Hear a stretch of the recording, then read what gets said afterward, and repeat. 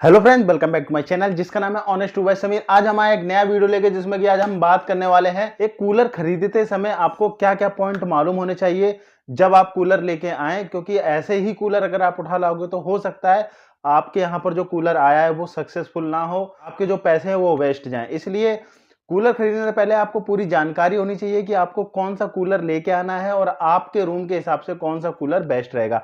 तो चलिए शुरू करते हैं वीडियो। जब भी आप कूलर लेने जाते हो तो सबसे पहले आपको कुछ पॉइंट्स याद रखने चाहिए कि मुझे ये पॉइंट्स अपने कूलर में देखने हैं, क्योंकि ये पॉइंट्स जब आप देखोगे जब भी आप एक अच्छा कूलर लेके आ पाओगे। तो सबसे पहला पॉइंट होता है आप जिस रूम के लिए कूलर लेने जा रहे हैं तो वो रूम कितना बड़ा है, वो हॉल कितना बड़ा है। तो जैसे मान के चलिए फॉर एग्जांपल अगर आप 8 बाई 10 का रूम है आपका, 80 स्क्वायर फीट का आपका रूम हो गया, तो 80 स्क्वायर फीट के रूम के 12 इंची का कूलर पर्सनल ले सकते हो, जिसमें कि आपको पर्सनली जहां भी आप लेटे हुए हो वहां पर हवा लगेगी, क्योंकि आपका रूम छोटा है तो आप वो कूलर यूज कर सकते हो। अगर मान के चलिए 10 बाई 10 का रूम होता है तो उसके लिए आप 16 इंची का आप कूलर ले सकते हो। 16 इंची उसमें एग्जॉस्ट लगा होना चाहिए और वो कूलर आपके यहाँ पर अच्छा काम करेगा। अब बात आती है कि 10 बाई 12 या 10 बाई 15 का रूम होता है तो उसके लिए आप 18 इंची का एग्जॉस्ट यूज करिए, बहुत ही अच्छी कूलिंग करेगा, क्योंकि साइज बड़ा हो जाएगा रूम का। तो 18 इंची का एग्जॉस्ट है वो अच्छी हवा देगा, फास्ट हवा देगा एंड कूलिंग भी वो बड़ा एरिया कवर करेगा,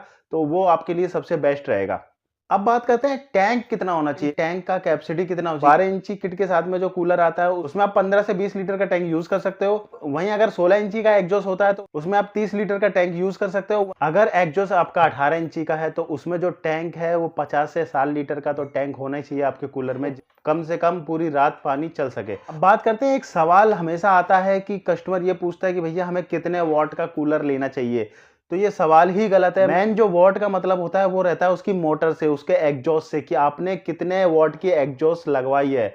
जो उसमें पंखड़ी होती है ना, जो उसमें फैन लगा होता है, वो वोल्टेज डिसाइड करता है कि आपका कूलर कितने वॉट का है। तो इसीलिए जब भी आप कोई कूलर लेने जाते हैं तो आप दुकान वाले से, सेल्समैन से ये पूछ सकते हैं कि भाई इसमें कितने वॉट का मोटर लगा हुआ है। तो वो अगर बताएगा आपको कि 150 वाट का है, 200 वाट का है, 250 वाट का है, जितने वाट का वो आपको मोटर बताएगा तो उतने ही वाट का वो कूलर होता है।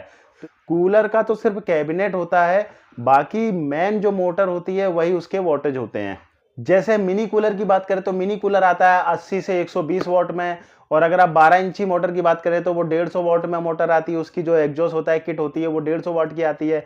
वहीं अगर आप हैवी कूलर की बात करें 16 इंची 18 इंची तो वो 200 से 250 वाट में उनकी मोटर आती है। अब बात आती है कि जब आप कूलर ले रहे हो तो उसकी बॉडी को भी तो देखोगे ना, कि उसकी जो बॉडी है जिसमें आपका एग्जॉस्ट कसा हुआ है, अच्छी है, हैवी है या नहीं है। तो सबसे पहले हमें दुकान वाले से पूछना होगा कि भाई ये फर्स्ट बॉडी में है, सेकंड बॉडी में है या किस में है। पहचान में आपको बता देता हूं कि फर्स्ट बॉडी जो होगी बहुत ही शाइनिंग करेगी, आप अगर एक कपड़ा मारोगे तो वो चमक जाएगा, वो कूलर आपको बहुत ही शाइनिंग के साथ में दिख रहा होगा।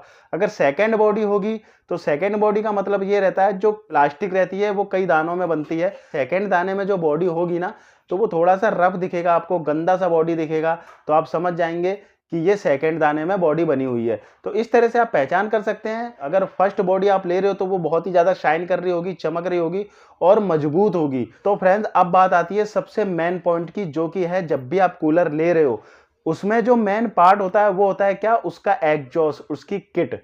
अगर ये आपने गलत लगवा ली तो आपका पूरा कूलर, बॉडी कितनी भी महंगी हो, वो पूरा कूलर आपका बेकार हो जाएगा। क्योंकि आप जब भी कूलर चलाते हो तो सबसे ज्यादा जो पार्ट चलता है वो यही पार्ट चलता है। आप जब भी एग्जॉस्ट लगवा रहे हो या कोई भी किट लगवा रहे हो तो दुकान वाले से क्लियर पूछिए कि भाई ये एल्युमिनियम में है या कॉपर में है, क्योंकि यहीं आप धोखा खा जाते हो। दुकान वाला आपको कुछ भी बोल देता है कि भाई एल्युमिनियम डाल के दे रहा है आपको कूलर, और वो बोल देता है भाई कॉपर में है, क्योंकि आप खोल के तो देख नहीं रहे हो। इसीलिए एक विश्वास वाली दुकान से कूलर उठाइएगा। अगर एल्युमिनियम बाइंडिंग में होगा तो वो सस्ता आता है कूलर, ये ध्यान रखिएगा, और अगर कॉपर बाइंडिंग में होगा तो वो थोड़ा सा महंगा आता है कूलर। लेकिन लाइफ की बात करें तो एल्युमिनियम बाइंडिंग से कॉपर बाइंडिंग बहुत हैवी होता है, और इसकी लाइफ है कॉपर बाइंडिंग की वो बहुत चलती है। आप 3-3 सीजन, 4-4 सीजन आराम से चला लेते हो कूलर, अगर कॉपर बाइंडिंग में आपकी जो मोटर है वो आपने भरवाई हुई है तो इसलिए सबसे ज्यादा ध्यान देने वाली चीज ये है कि आप मोटर कौन सी उसमें लगा के लेके आ रहे हो, उस पे ज्यादा फोकस करना है जब भी आप कूलर लेके आ रहे हो। तो फ्रेंड्स अब लास्ट में जो ऑप्शन आता है वो ये आता है कि हम कूलर लें किस कंपनी का, लोकल ले लें या कंपनी का ले लें, कौन सा कूलर ले लें।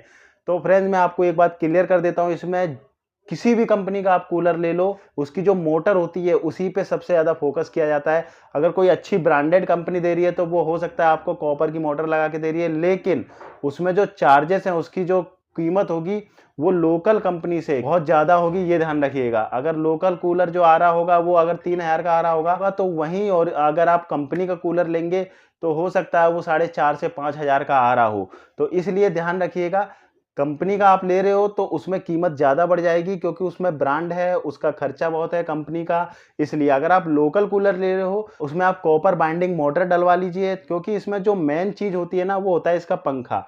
वही अगर आपने अच्छा डलवा लिया तो आपको किसी मैकेनिक के पास जाने की ज़रूरत नहीं है बार-बार। तो 4-4 5-5 साल आराम से चलता है कूलर, कुछ नहीं बिगड़ता। बॉडी ज़रूर बेकार हो जाती है तो बॉडी आप दोबारा चेंज कर सकते हो, लेकिन मोटर खूब चलती है। आई होप कि आपको ये वीडियो पसंद आया होगा। अगर वीडियो पसंद आया तो चैनल को लाइक एंड सब्सक्राइब करना ना भूलिएगा। Thank you so much video देखने के लिए। धन्यवाद।